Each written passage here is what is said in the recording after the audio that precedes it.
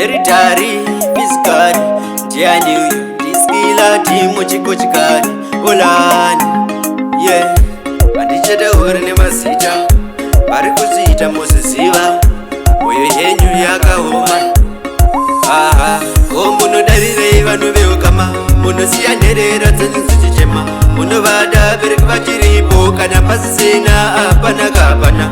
Iye munodarirei vanhu veukama, munosiya nherera dzenyu dzichichema, munovada bereki vachiripo kana pasisina hapana kapana. Munotovatora kunge vana venyu kana vabereki vachiri vapenyu, kungoshaya chete tova madzinyu makutovaita vashandi venyu.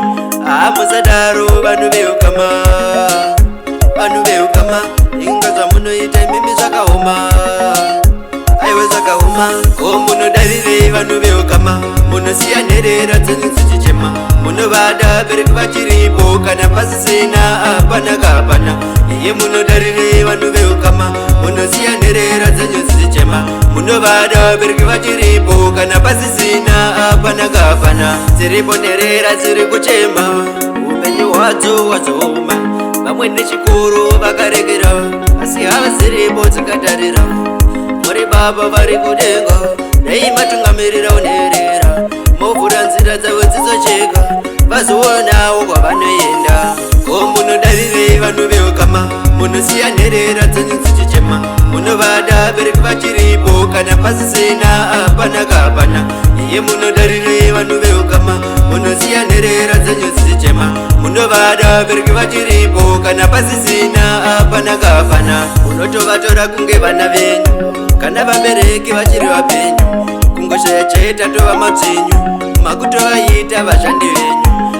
Musadaro vanhu veukama, vanhu veukama, inga zvamunoita mimi zvakaoma, aiwe zvakaoma.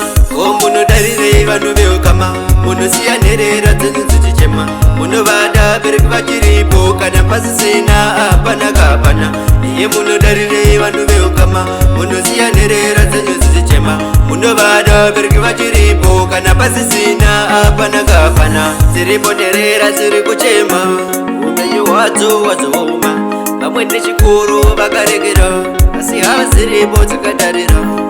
Muri baba vari kudenga, dai matungamirirawo nherera, movhura nzira dzavo dzizocheka, vazoonawo kwavanoenda. Ko munodarirei vanhu veukama, munosiya nherera dzenyu dzichichema, munovada bereki vachiripo kana pasisina hapana kapana. Iye munodarirei vanhu veukama, munosiya nherera dzenyu dzichichema, munovada bereki vachiripo kana pasisina